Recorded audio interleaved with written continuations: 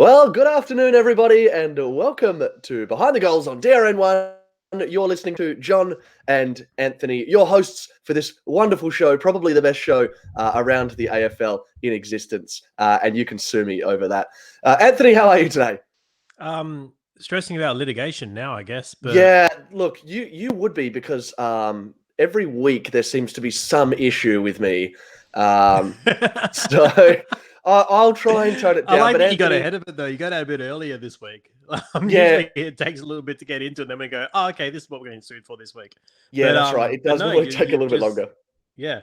Is this your way of you've got something worse saved up for later, of course. and you thought you'd get it out there now so that anyone who wants to sue us can just go ahead to start the process now, and they'll Yeah, miss and whatever you're actually gonna do later.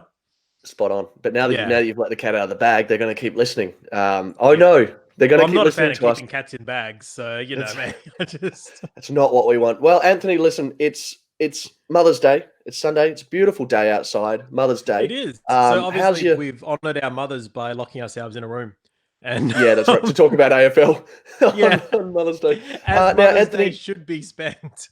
how was your morning? I know your partner.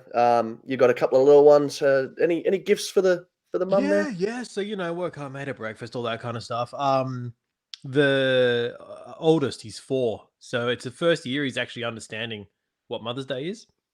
So they made him like the school's like made like Mother's Day stuff kind of thing, and he's Child come labour, home on love it. Friday and yeah, hid it away kind of thing to be like, I got to give this to her on Mother's Day, and he thought it was yesterday. So yesterday he's like, it's Mother's Day, I have to give her the present. I'm like, nah, man, just chill. You gotta wait. But nah, he busted it out this morning, and he's pretty happy. He made her cry, so I think that's the aim, isn't it? You want to make your mum cry on Mother's You Day. do. And man, aren't kids dumb? Aren't they the dumbest things? Like you can tell them as many times as you want, but they're not going to get it. They have this idea in their mind and they're set on it, aren't they? Yeah, stubborn. Very stubborn. They're very stubborn. Yeah. Well, look, my wife's not a mum yet, but we are doing some mums stuff today for our mothers. So Hmm. it's a great day to be doing it. And for that very reason, we're not going to be on for much longer than an hour. We want to get out to our families and spend some time with them. But Yeah, today, so if you're on the way Anthony, to your Mother's stuff day stuff now, you'll be listening to us in the car. Sure, give it a your listen. wives and your partners would appreciate that. Or if you're just on the way to see your mum, Yep, just shout vice out to all versa. the mums out there, and they do wonderful work, and they're Oh, there'd be needed no to. footy without mums No, that's right. They wouldn't. There would be no footy without them. So, because there'd thanks be to all no the mothers people. out there. It would be it's fantastic to whatever you do, however you do it. I'm sure it's great, and I'm sure it's appreciated. If only on today. Now, Anthony, on the show today, we've got a couple of things to cover, don't we? Look, the AFL return. We'll cover off on that. There's a little bit of news to go on. We're going to talk about some of the best midfielders for each club. There was a story out yesterday I thought was pretty interesting on that. I'd like to discuss it. Oh, And yeah. Anthony, right at the end, now we're going to do this right at the end so people have to listen to the entire show. An update on catching the beast. We have an Oh, we update. have beast updates. We do. So stay tuned for that. Thanks to But everyone getting around that, by the way. Continue to hashtag that and get it out there. yeah, get it out there. And look, we are making progress and we'll update you. But before we do, Anthony, let's talk about the return of the AFL. It seems like the story that we've been talking about for the last 4 weeks, every week, it is the first cab off the rank. Now, last week, we discussed the NRL's return, May 28th. And I believe I said at the time that the AFL will not allow themselves to go any longer than 2 weeks post that. So I think Anthony, we've been saying the 11th ish, 12th, haven't we? yeah, we've been saying around then. We've said as early sort of early June, but we think that's probably not that accurate. Anthony, what are we looking at now? What are we So talking? we just had an article come out today. It's all around Victoria's restrictions.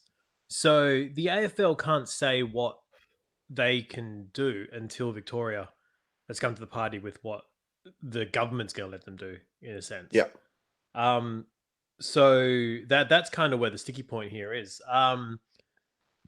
It's looking like June 11th ish is what we're looking at still, yeah. but how that takes shape, we're not sure. They're talking about doing derbies to start the first round.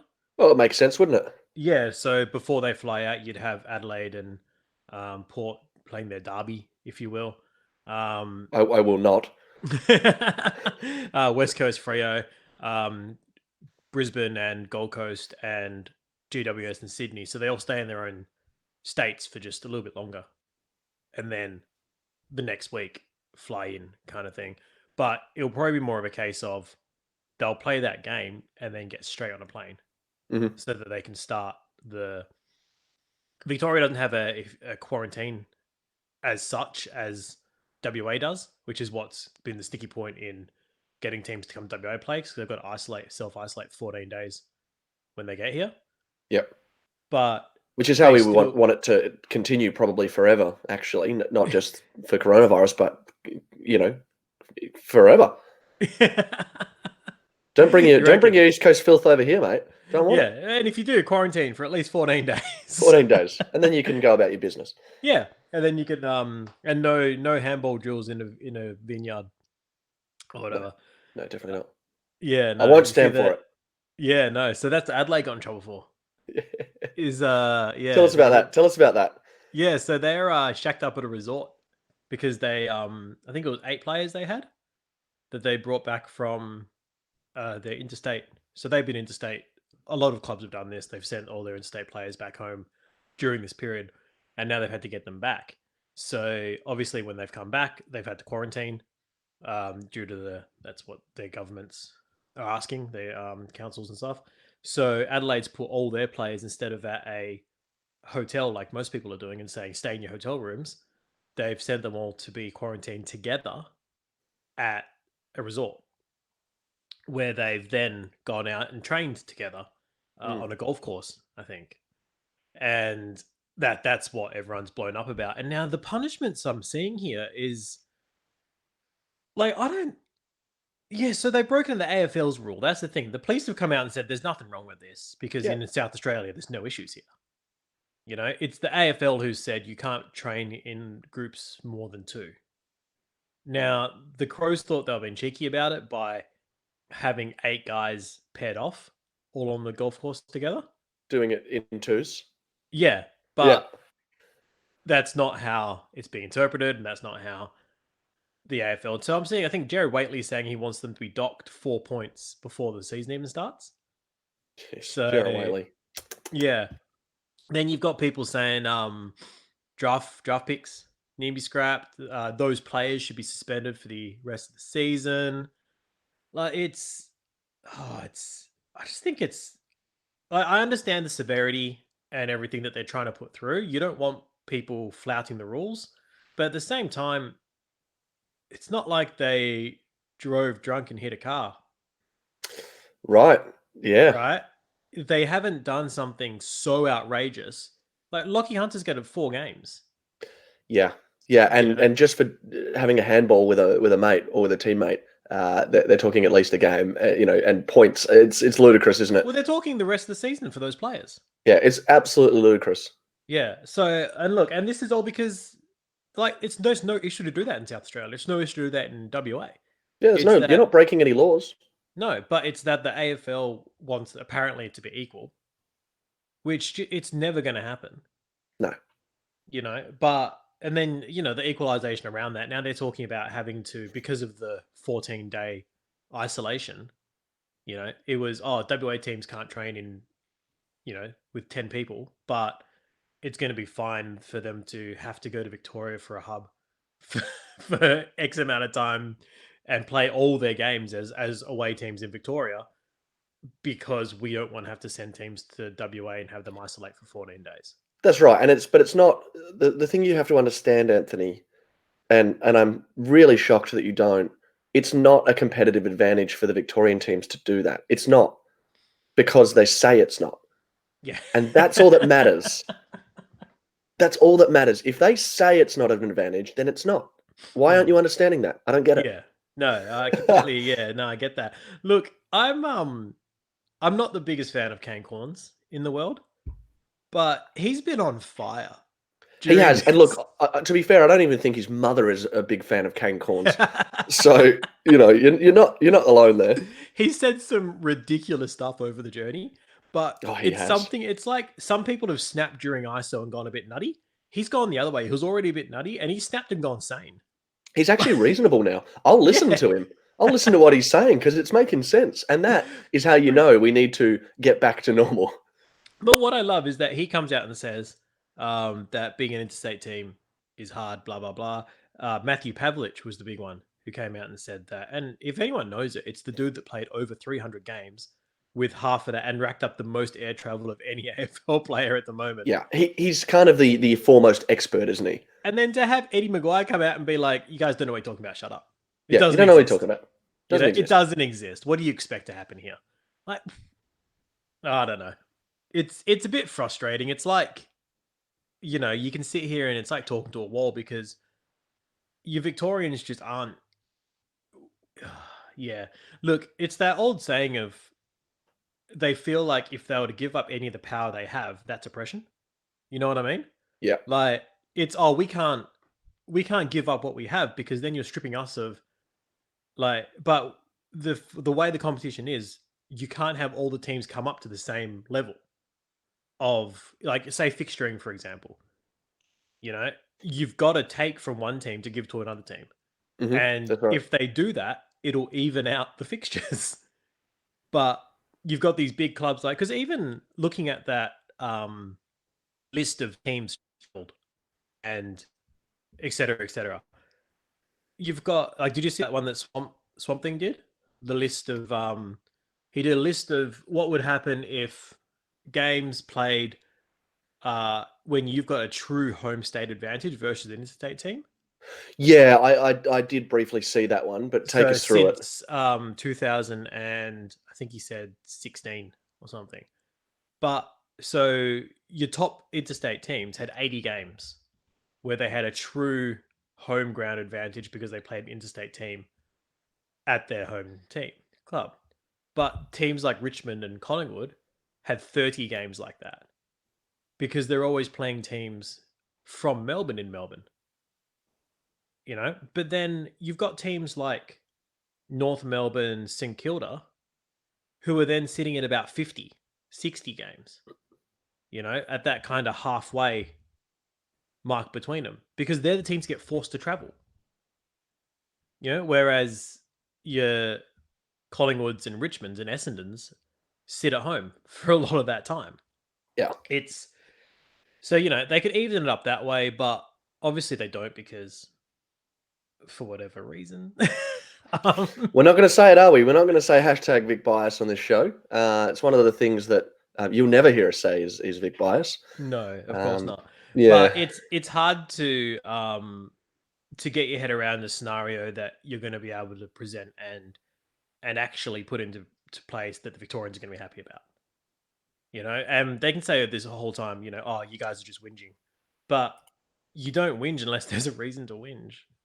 Yeah, well, unless you're a player from Victoria. Well, they bloody whinge all the time. Cushy over there, whinging about isolation hubs. Yeah, no. That'll suck. Yeah, so look, it's going to be a big difference. Even to the point of doing a hub in Victoria and solely in Victoria.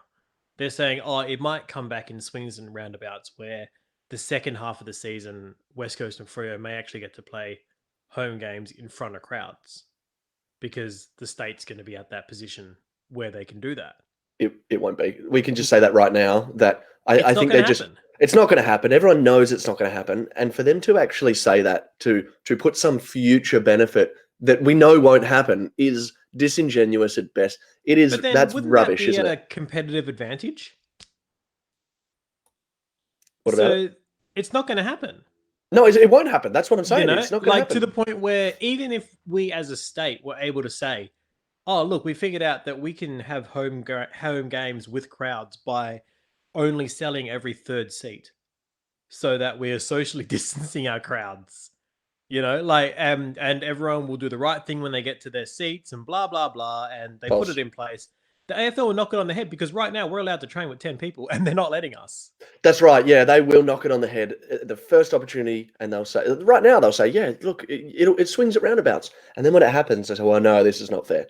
This is not fair. But remember how you said swings and roundabouts? Yeah, well, did we say that? Well, here's the footage. Well, I'm not sure. But even to the point of having your playing here without crowds kind of thing. So they're saying that there may be a WA hub, but it's not going to happen because you've still got the isolation for teams to come here. You've still got all that kind of stuff. I just can't see it happening this season, because while they're saying they want the season to start in June, they're still saying that October 31st will be the latest that they reckon the season can go. Yeah.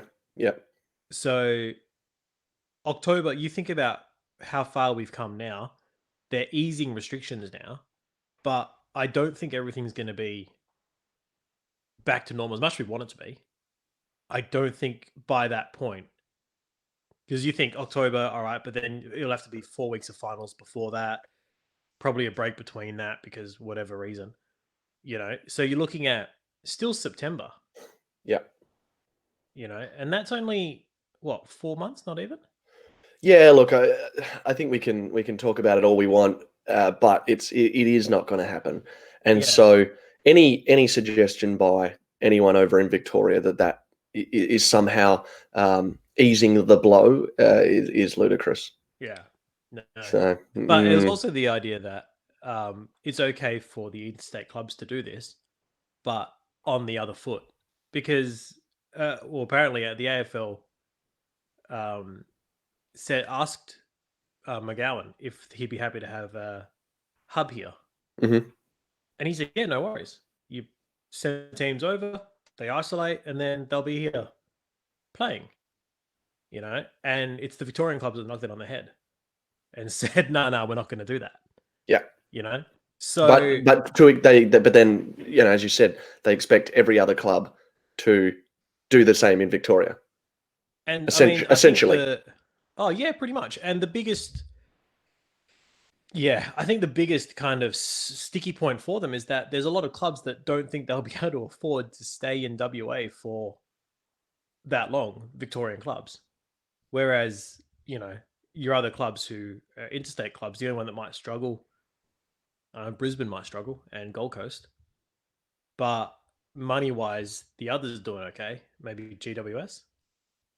Yeah, maybe. But I think the AFL would prefer to chip in for 3 clubs to have to do that rather than, however many interstate Victorian clubs can't afford it, and then GWS, Then the others. Brisbane, Gold Coast come to WA and having to get paid for as well. You know what I mean? Yeah, realistically, you're probably looking at 7 of the 10 in Victoria would probably need that. Yeah, exactly right. So I can see why the AFL kind of floated the idea and then went, "Oh, actually, It's probably not going to make sense." Yeah, look, at this stage, I'm not confident that we're going to get much of what the AFL is talking about now. Anyway, I read an article 4 days ago about when clubs would be able to return to training, and essentially what the AFL is saying is that the clubs are going to need 3 weeks of training prior to the season starting. So that's what they've said. We're going to need 3 weeks of training. And say 3 weeks is nothing. It's not much, is it? Like, to get these guys to the point of AFL fit. Yeah. Again, did you see that picture of Tex Walker? He needs more than 3 weeks. Yeah, he probably needs a whole preseason again. That dude has enjoyed ISO. The thing is, though, all of the clubs, all of the players are pretty well, except for those Crows players who did a naughty thing with the ball. They're all in the same boat, right? So they're going to be at the same level. I think there's probably going to be a few more injuries because they'll try to play at an AFL level and they're not ready. But let's be honest, spot on. The season's going to suck.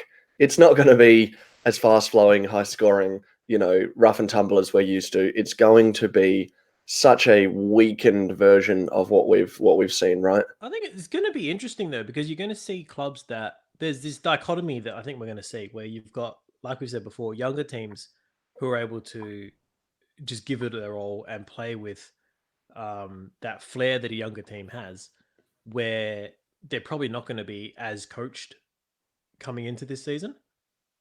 So you've got kind of this two-sided thing of the younger teams could benefit by just exploding and doing what they do naturally. But then you've got the thing where you say older teams, the experience might prevail because you've got essentially on-field coaches. Yeah. Whereas teams that don't have those players in place or don't have the experience there could struggle against that. So there's two ways it can go, and I mean I'm still excited for it because it's going to be we're going to learn a lot about some teams coming up in how they handle this. Um, and it's an opportunity, I think, for a team that probably a lot of people have written off to be able to pinch a flag here, because it's a flag that's definitely pinchable from Yeah, I anyone. think I think anyone can win it this year. Yeah. That's for certain. But just look just on the training side of things and the 3 weeks and what they've said. So that article was 4 days ago, and they were looking at it optimistically, basically saying Victoria's likely to remove its state of emergency from Monday. We'll start to see some restrictions easing.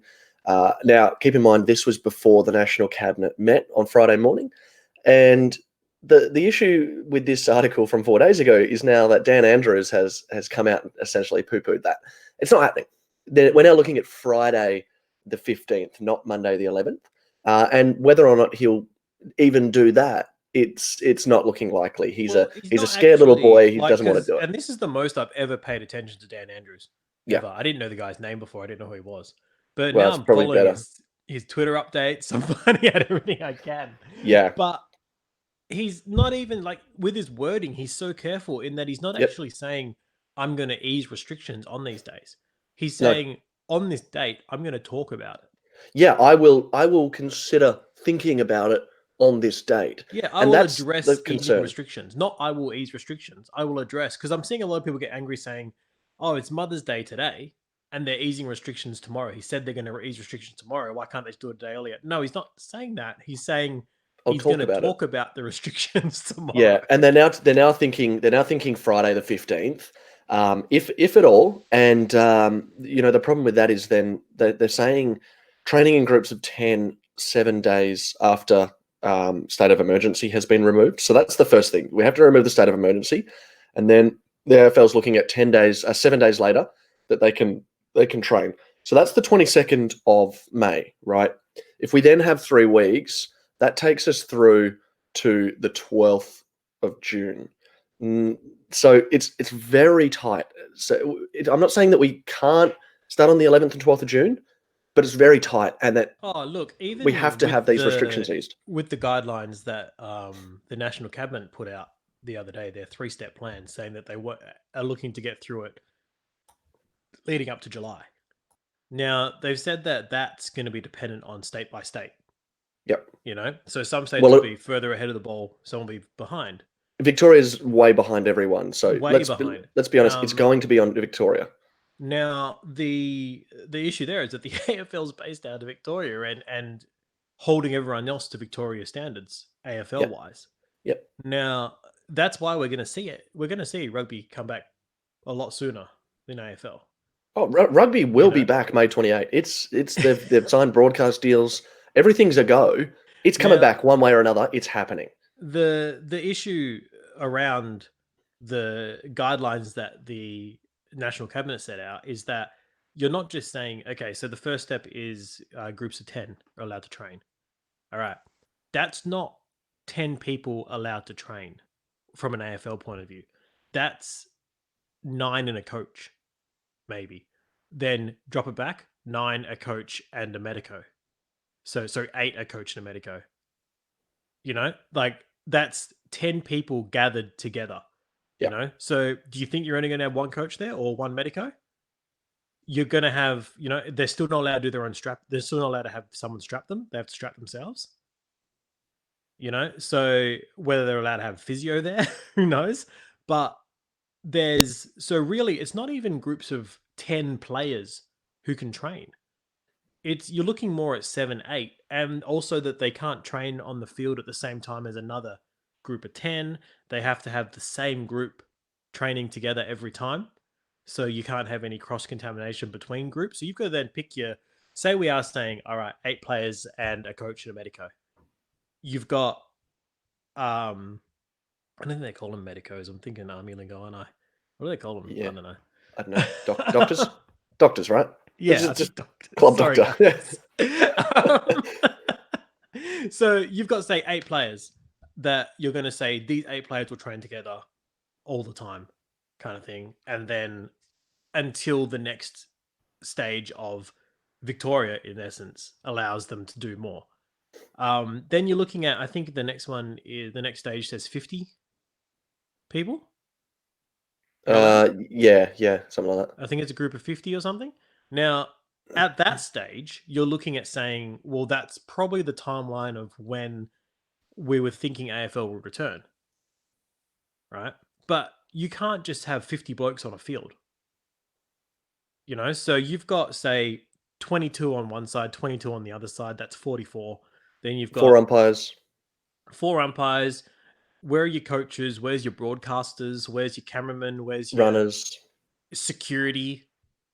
It doesn't fit into their kind of rules. Well, they wouldn't need security because there'd be no crowds, but I mean, to keep really, people like us who want to see the game out, you Yeah, probably true. need security. True, they're not going to be on the field, but they will be around, right? Like the games that they played with no crowds had security. Yeah. Still standing outside and waiting and everything. So Okay, Anthony, tell me if I'm reading this wrong, but it sounds to me like you want to hatch some sort of plan to go and see the footy live. Is that what you're saying to me right now? Is that what we're talking I just about? want to see live footy, man. I Because don't care how it happens. I just want to see it. I'm okay with that, Anthony. You know I'm okay with that. If you want to discuss it, we can. This is a safe space, and I'm sure our listeners will be happy to assist us. All So right, just well, look, my plan was let you know. get into Optus Stadium early, as yes. in weeks early, and just live Yeah. there. So like Right? like that movie Inside Man with is that Denzel Washington? Yeah, and Exactly Clive like that. Owen. Yeah, exactly like that. Let's do it. Yeah. I mean, let's not do it. We're not I going was to do that. actually drawing more from the movie Airheads with Brendan Fraser, Adam Sandler, and Steve Buscemi, and that was my plan to be able to do it. I was going to try to take over the broadcast. I was going big, but I do like the stealth option. Probably better chance of success. That's a brilliant than movie, by the holding way. two AFL teams hostage to play footy for us. Just because I like that movie so much, I'm thinking that plan's a better one. If anyone hasn't seen it, please watch Airheads. It's so good. Please watch it. It's Steve Buscemi at his best, isn't it? And Brendan Fraser, Adam He's Sandler, great. the drummer. Oh man, it's so good. It's so stupid. So What a great stupid. tangent. That's amazing. But it's great. Yeah, go and watch Airheads if you haven't seen it. It's wonderful. Yeah, but no, that's my plan for me. I watch live footy is just take over a stadium and hold two teams hostage, I guess. But perhaps we can if we do manage to get the Beast on the show, perhaps he could help us because he's a huge fella. Yeah, look, not even in terms of getting media access, just he could just like make it happen. Yeah, no, I wasn't talking about legal access. I'm talking about just follow him in. Yeah, using his size as a battering ram. You go through the gates, we'll follow. Or you grow your hair out a little bit, right? Oh, I don't know. I think he's short now. Shave it, right? You get on my shoulders, and we wear a big trench coat, and we say we're the Beast. Yeah, good. Yeah, that's a good plan, actually. We could use the Beast as a Trojan horse. Yeah. The Beast is our Trojan. I like that idea. I like it a lot. This guy's never going to come on the show if he ever hears this. I know if the Beast is listening right now, he's like, well, if I was going to go on the show, I'm certainly not going on now. He's like, not at all now. No, but you know what? He's a wrestler. He's a pro wrestler. He's probably a bit of a risk taker. He's the son of Dennis, and any son of Dennis of any Dennis I know would be more than willing to take that risk. Well, let's be fair. The bloke could probably just throw us over the wall. Yeah, easily with each of us in one hand and just like a trebuchet. Like full on Royal Rumble over the top rope style, but just over the stadium wall. Hey, and look, I think that's probably a good time to talk about catching the Beast because, I think we're getting close. I think we are getting close, and we do want him on the show. Beast scent. Yeah. So, Anthony, give us. Or has he picked up our scent? Is he hunting us now? Well, he seems like the type that would not be prey, right? He's the predator. He is the predator. Look, and if he's got the scent, I'll update on where we're up to. So, like I said, the email we sent, we didn't expect anything back from. Yeah, that we didn't was hear just anything. Us sitting there with a box with a stick with a rope, hoping that he wanders into it. We stepped up our efforts. We thought, where would we have to get into the mind of the Beast? Where does the Beast go? What does he do? What does he think? How does he think? So I started hanging around gyms. Yes. And the problem there is that all gyms are closed. Yeah, bad plan. So that was a dent in my plan that I didn't realize because I don't go to gyms. I didn't know they were closed. So look, we lost a bit of time there, and I do apologize for that. I thought maybe it's just this gym that's closed. Maybe Couple of I days could go to wasted. another one.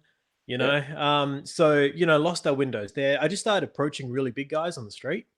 I got a few numbers, but none of them were the beast. So hang on a second. Can you just repeat what you just said? So anyway, we're Hang on. moving forward. Hang We're on. still trying to track the beast. I think All we're right. moving in a more positive. I've ruled out guys who aren't the beast. How And many? How many guys have you ruled out? closer, I think. How many guys have you ruled out? I'll tell you off air. Okay, so yes, we lost a few days.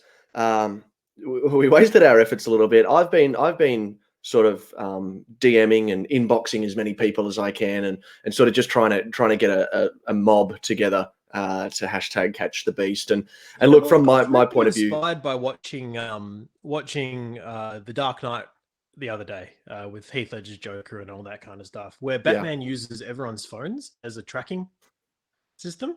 So everyone taking photos is kind of triangulating where the beast kind of lives and resides, and but it's also funny nests, you should, if you will. It's funny you should mention that because I actually called Scott Morrison, close friend of mine. I actually gave him a call and asked if we could use the COVID Safe app for that purpose.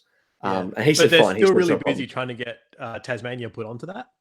Yeah, and it doesn't yet work. So he did say that. He says, "Look, it's not working yet, mate. I apologize about that." He said, "When it works, I'll give you a hallelujah." And, goes, look, I'll on. just add it to the rest of the Trojan spyware we've put into. yeah. We've released the source code for you, but not all of it. And we're in the process of doing a backdoor deal with Singapore about forbidding people from releasing source codes. But don't worry about that. When we get it working, we will help it or use it to help you catch the beast. Update in there for you. Yeah. So that's what I've been doing over the last couple of days. It hasn't sort of how would you say bared fruit? Hasn't bared any fruit. Is that the right way? Yeah, so it hasn't. But Anthony, I think you've ruled out a couple of people and a lot of guys from the sounds of it. You've ruled about big guys too. Huge fellas. The bigger the better, because obviously the beast is huge. He's 6'3" and 330 pounds or something. Now, Anthony, tell us what's going on. Did you get close? Have you caught the beast, or what's happening? Oh, you know what?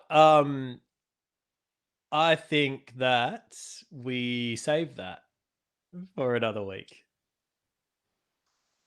That's all I'm going to say. Anthony, come on, you got to tell me. Okay. Oh, I am intrigued now, Anthony. I am intrigued because if you're listening to this show, look, I'm just going to put it this way. Let's just say the beast has caught our scent. Oh, Anthony, this is exciting. So if you're listening, Anthony hasn't revealed anything to us yet. He's been on the trail. Been on the hunt. Okay, all right. Okay, so he's been on the hunt. So all you're going to say to us now is he may have caught the scent. He's caught the scent of the show. Anthony, if you're saying what I think you're saying, I've got a tingling in my loins. Yeah. Well, I'm terrified, but the beast is onto us. And Jesus, so he has become the predator. I believe so. Yeah. Oh boy. So I'm out there covered in mud now, just hiding. Yeah. That'll stop him from seeing your body heat. Yeah. And of course, we are talking about the wonderfully amazing movie Predator. Yeah, it's how John and I greet each other every day. Yeah, it's talking about predators. Hello, you son of a bitch. All right. Okay. Good. Okay. So there's updates. There's updates. There's updates. Look, we are moving forward. Like we said, the hot dogs thing just didn't pan out, and once again, I just want to reiterate, Simon, stop calling us, man. Yeah, please, mate. Hot dogs. It's over. Stop. It is over. I put these cameras out the front of my house. I'm pretty sure we saw him last night. Yeah, just scoffing hot dogs. Oh, mate, I'm sorry. I'm sorry we mentioned you. I don't want to buy any real estate. No, not yet. Anyway, certainly not yet. Oh, mate. But yeah, But no. So look, hot dogs, mate. If you're listening, or we know you're listening. we know Mate, you're hot listening. dogs, just leave, mate. Leave. We'll get the beast onto you. When we finally catch the beast, we will tame him and put him a 180 right at hot dogs, right at Oh, him. mate. I don't think there's any tame in this beast, to be honest. He's his own He's man. a committee. He's a committee. Does what He's he a wants, committee. and we'll let him do what he wants because he's a bloody goddamn hero. He's son I of don't think Dennis. it's about us letting him. He'll just do it, and we'll be like, "Yep, no worries." Yeah, but look, any son of Dennis is a son of mine. So, Mark, son, I'm glad to be We know you related do us to. proud. Yeah, we'll do you proud. We'll do you proud. All right. Well, look. Hopefully we can turn this around into something good. Hopefully we can get the beast on the show. Oh, wouldn't that I'm be great? sure. Yeah, I'm sure you'll continue to work on that. And it's a big catch. If we can get Mark the Beast, aka hashtag Mark Silver, hashtag the Outback Silverback. Outback Silverback. If we can get the Outback Silverback on this show, sign us to a multi-million-dollar contract now because we're going places. We are. And you know what? Get in touch with DRM1, drm1.com.au. If you do want to sponsor this show, get on board now because the prices will be cheap now. But I can tell you, if we get the beast, it is just the start of something bigger. The beast will be a member of the show. He will be part of the family. And having that beast on the show will garner interest. Until he hears this.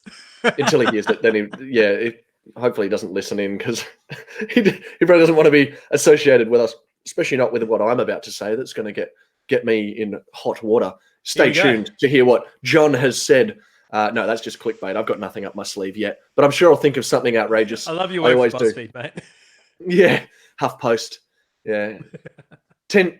You'll never believe what John said. Number 6 is out of this world. You'll never believe what they did to get the beast. Yeah, that's right. But no, look, seriously, if you do want to sponsor the show, we do take sponsorship. We absolutely do. We'll give you a shout out if you're a local business or a business anywhere in Australia. Get in touch with us. And our producer, because we don't really care. But yeah, no, get in touch with Russ. Yeah, don't bother us. Don't get in touch with us. Get in touch with Russell. But after this. Last thing I want is my phone ringing while I'm tracking a beast. Yeah, we don't want that. Get in touch with Russell, drm1.com.au. He also will put his number and all the contact details up on Facebook and on Twitter of how to contact him. But once we get the beast, we are going to be looking at going mainstream. We're probably going to get picked up by 92.9 or something within we'll sell out for 3 weeks. Oh, we'll sell out. So get on board early. Let's say maybe, I don't know, $100 a show for now. Maybe 2, maybe $1,000 a show. Who knows? Russell will sort that out depending on how many times he wants us to sell out and spruik your product. We'll do it. We'll absolutely do it. But do it now. Do it early because once the beast is on this show and we will get him, it's going up to at least 150 a show. Put a lot of pressure on us getting the beast, man. Now we have to get him, don't we? Yeah. Yeah. Gee. All right. Look, I'm going to go get some rope. Let's get this sorted. Get some tranquilizers as well while you're at it because he's not going to be easy to catch. He will not. I don't feel like he's going to go down easy. That's for sure. All right. Well, Anthony, thanks for the update on that. Look, we've got about 10 minutes to go, 10-15 minutes to go. I wanted to talk about an article that I saw on afl.com.au. I'm so proud of you for reading. I know I don't do a lot of reading of news, and I tend to getting past the headline, man. You're surprising me.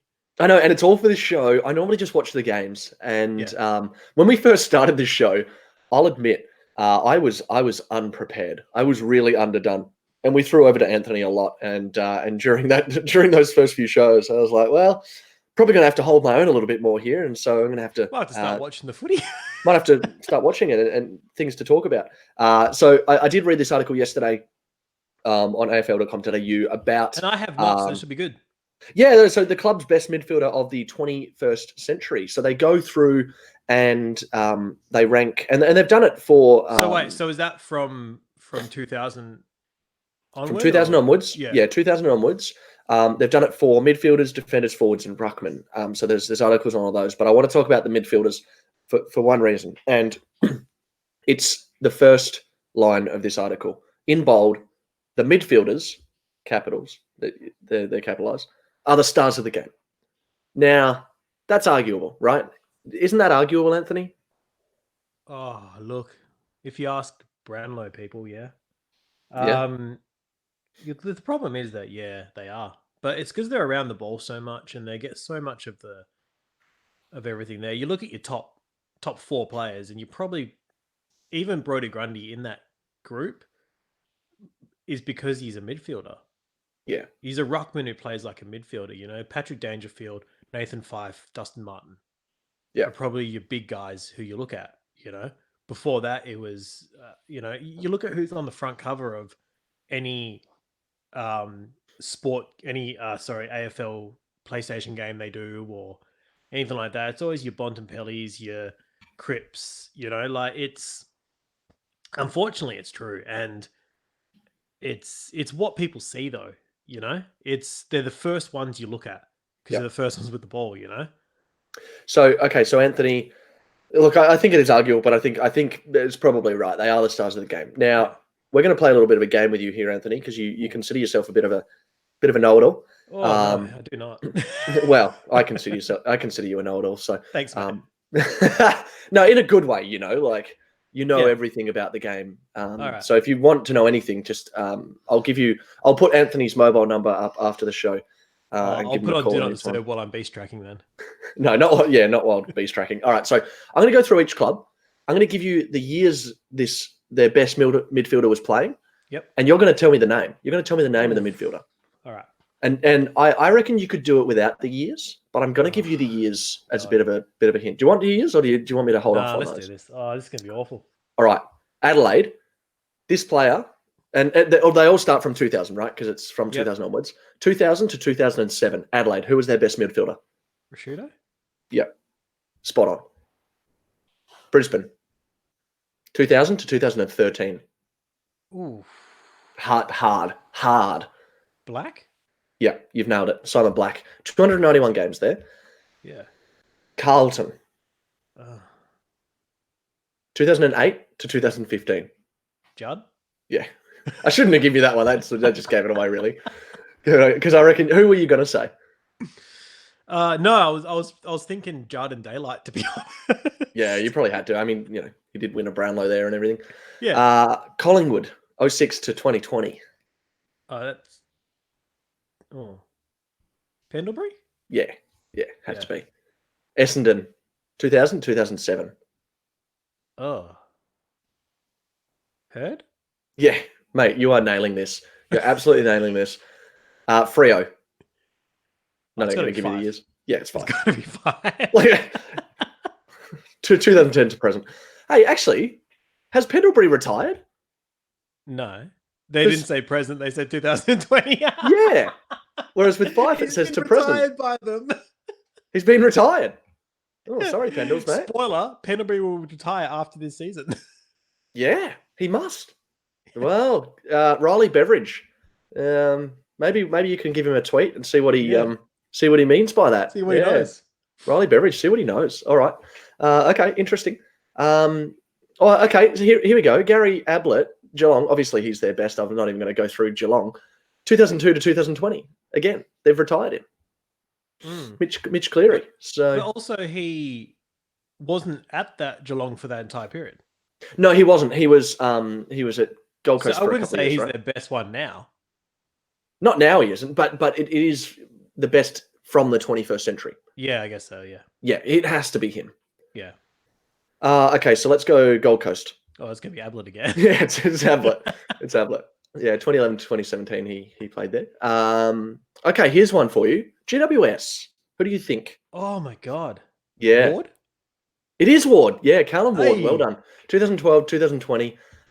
They've retired him as well. No, I just think that... But he will not stay their best midfielder of the 20th century. No, he will not. He absolutely will not. So 2010 to present, that's Chris Correa. So maybe he's the only one. So they've got like a writer in for each club. Yeah. Right. Yeah, Callum Ward's Callum Toomey on there. Yeah. Hawthorn, 2002 to 2016. Mitchell? Yeah. I will accept another name. Who would you say? Hodge? Yeah, of course. I mean, he's not there, but he's mentioned a couple of times. Yeah. Yeah. Melbourne, 06 to present. Nathan Jones? Yeah. You're absolutely smashing this. North Melbourne. Come on. Oh, Cunnington. No, come on, mate. North Melbourne. Really? From 2000 to 2016. Come on. Oh, right. Okay. Yeah. Sorry.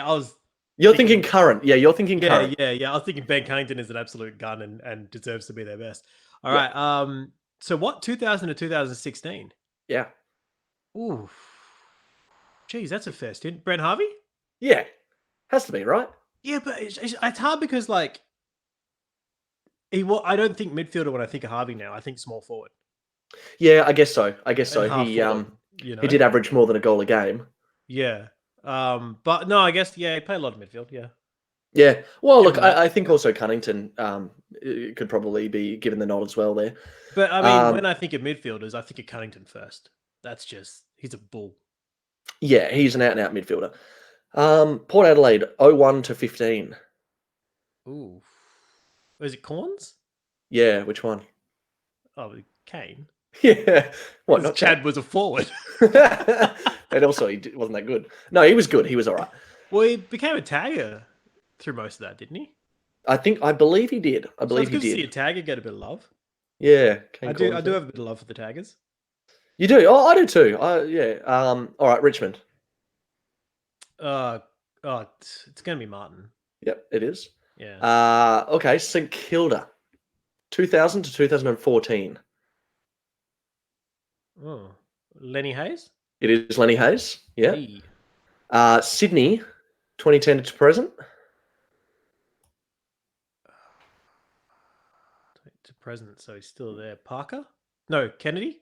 Yes, Kennedy. Yeah. Now, the reason they gave Kennedy and not Goods is because he was too versatile. Goods was never locked down to a position. Yeah. God, he was amazing. I was watching the He was amazing. Sorry, I don't want to sidetrack. I know we're running short, but I was watching the 2006 grand final again the other day, and he was just dominant. Yeah, I think the AFL put that as a throwback game on, didn't they? Yeah.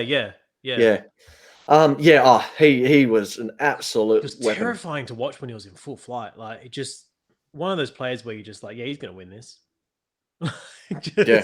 Every competition you went into, you're just like, yep, he's got it. Anthony, here's one that can be argued. West Coast. I'm not going to give you the years. Who is the best midfielder at West Coast in the 21st century? Probably still Judd. Not so. Not according to Mitch Cleary. It's Cousins. Yeah. And that's why I say it's arguable. Yeah. Look, I think Cousins did a lot of his work. Oh, look. They're both great. Well, West Coast was very spoiled, but I don't know. I think taste of mouth when I think of Judd.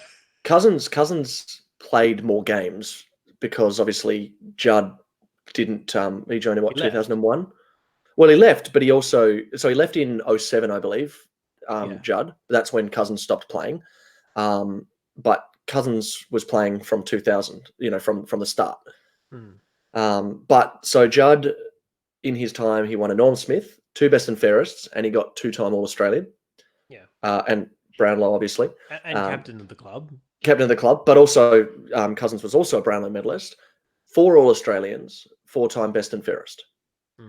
So, and one of those best and fairest was when Judd was still at high school. So, I think I can see why they're saying Cousins. I don't know. It's splitting hairs, that one, isn't it? Look, that's what they say. From a West Coast perspective, and I can say I watched every game that Judd played for West Coast. I can honestly say that. Yeah. I don't think we saw a better midfielder play the game in that time. Yeah, no, not at what he did at West Coast was just freak of nature stuff. Like the way he burst out of packs, and I think we said it a little while ago. It's that back then, you didn't have to have an elite kick to be a midfielder. You just win the ball, pump it forward, and let your forwards do the work.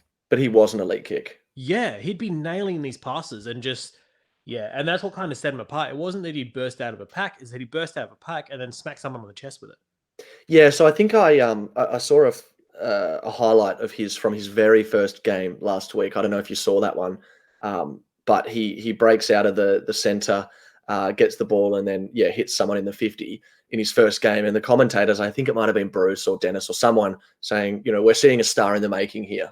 Judd, first gamer, and that's what he was showing from his very first game. So that was I'm with you. I want to say Scott Waters. I'm not 100% sure. I'm going to attribute it to someone wrong, but his VFL, his AFL, WAFL coach, who had him for the first game of the round because he didn't debut till round 2. Mm-hmm. So they saw him in his first waffle game where I think he got 37 touches and just cleaned up. And he comes out afterwards and goes, "We're never going to see this kid here again." Yeah. He's gone. Yeah, that was great, but he's never going to play waffle again. Yeah, he's too good. He's too good. And, he was so good for, from 2001 all the way through to, was it 2017 he retired or? Yeah. Something like that. He was robbed of the Rising Star that year. Who did get it that year? Nick Rewalt, because he didn't play enough games the year before. Right, okay. Guarantee that is bloody Nick true. Rewalt. So 2015 he retired.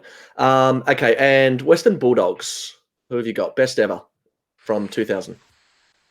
Was Scott West still kicking around? Scott West was still kicking around. Or Boyd, Matty Boyd. It is Matty Boyd. Yeah? Yeah, Matty Boyd. And it does, and so the article does mention Scott West and Bontempelli. West was so good fantasy-wise. You could just bank on him to get 30 every week. Yeah, and I think why they went with Boyd is because a lot of West's best years were in the late 90s. Yeah. So I think that's probably why they went for Boyd, because Boyd was 03 to 2017, 292 games. Boyd was there for their grand final win as well. So that kind of pumps his stats up a bit in saying that he's a premiership player. Well, yeah, he captained the team. He played 16 finals games. He had 27 disposals in the premiership year, the grand final. Though, his last 3 years, I think, he played as a halfback flank. And yeah, okay. I remember that because he was eligible as a defender in fantasy, and it was great. Now, Anthony, you pretty much had 100% there. I'm going to give it to you. On a couple, but yeah. Oh, not really though, because you had them. Some tough ones there. Now, of all of those named, who is the best of them? Who is the best? There's a poll on this article, and I've just clicked who I think, and the percentages have come up, and who I think is who most people agree with. Who do you think? Who are you going to put down as the best of the last 20 years? Probably Ablett. Yeah, that's what I said. 37% of people agree with you. Yeah. And the hard thing with Gary Ablett, though, is that he really got his stats pumped up at Gold Coast. Yeah, he did, but also I don't think it matters because he is the little master. I get Facebook memories come up all the time. I think there was one from 3 or 4 years ago, and I said, I don't care who you are or what you think. Gary Ablett Jr. is the best midfielder of our generation, and I said I'll punch anyone in the nose that disagrees with me. I'm glad I agreed with you there. Then. Yeah, and most people do agree with me, 37%. So let me just take you through a couple of these. Judd next? Judd's next on 12%. That's and then two I was thinking. It's got to be him or Judd, but me too. It's between them two. And then there's 2 on 8%. Who do you think they are? All right, Goods wasn't in there. No, Goods wasn't. Rashudo won't be because he should be. But he's South Australian, so he won't be. He won't be. I can tell you right now, they're both Victorian. I can tell you right now, they're both Victorian. Oh, it'll be Pendlebury. All the Collingwood people would be going half for Pendlebury, surely. It's Mitchell and Martin, both on 8%. Oh, wow. Pendlebury on 7%. Support. Look, I got to say right now, I just got to make sure this is out there because I do come across, I've got a lot of bias against Dustin Martin. Yeah. In that I can't, that 2017 year was amazing. I don't think he's ever going to reach that level again. I think he played one out of the box, but he also got a lot of things given to him in that year that he probably didn't deserve because of the level he was playing at, if that makes sense. I don't think he should have won the Norm Smith that year. Yeah. You know? I don't rate Martin as highly as others do. And that's just, I know that that's an internal bias that I have. I do look at him and go, wow, you're amazing. You've done an amazing thing there. I think if umpires didn't let him get away with so many high fend-offs, Yeah. he wouldn't be doing so many amazing things. But it's like the buddy arc, you know, it's the players you want to see play, and they get just this little bit extra leeway. You Yeah. know, it's Shuey getting high tackles when you know he's probably drawn it. It's Selwood doing the same thing, you know. Yeah. Yeah. Walters, you know, there's these players out there who Well, are Walter's not so much anymore. People have woken up to his diving. yeah, but I mean, umpires have woken up to Shuey and Selwood as well. But at that split second, there's still that moment of doubt where they go, "It's Shuey, give him the free kick." Yeah. Yeah. You know, And that's the same with Martin. And actually, I saw a video. I think it was 2 years ago about stats collected on Martin. And in one game, they showed you all of the tackles that he racked up, and some of them he had just touched a player.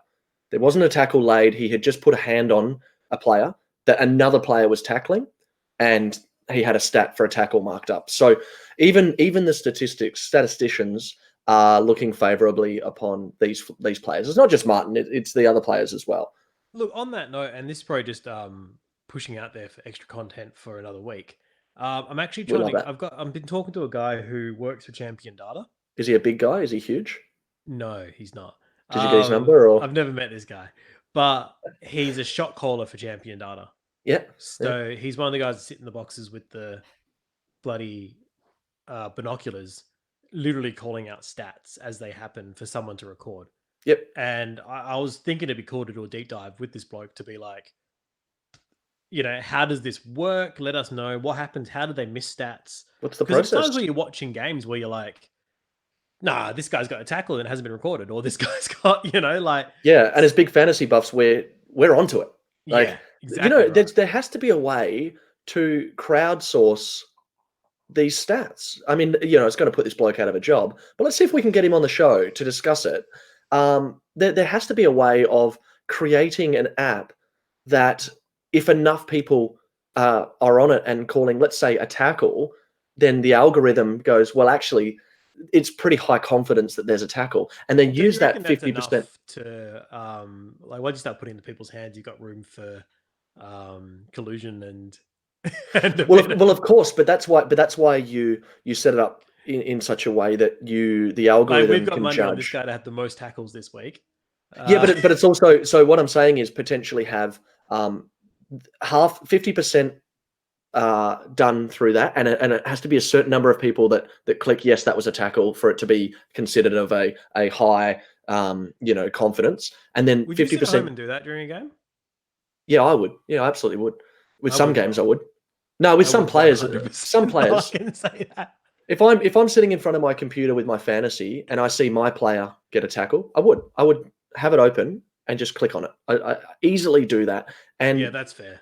You know, and then still have the shot callers, still have champion data, but have a feed. Well, see the difference there, and this is why it comes down to shot callers and stuff, because it's not like fantasy is very basic in terms of what their stats are, but when you start looking into Supercoach and everything, these guys are calling out tackle, effective disposal, ineffective disposal, all that kind of stuff as well. You know, that comes into that. It's bloody huge, but it's amazing that we don't have a computer program or something that can do this because of how unique the game is.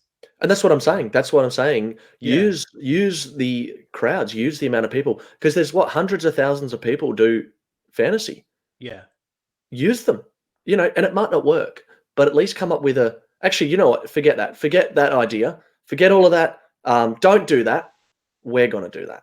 Anthony and I are going to look into it.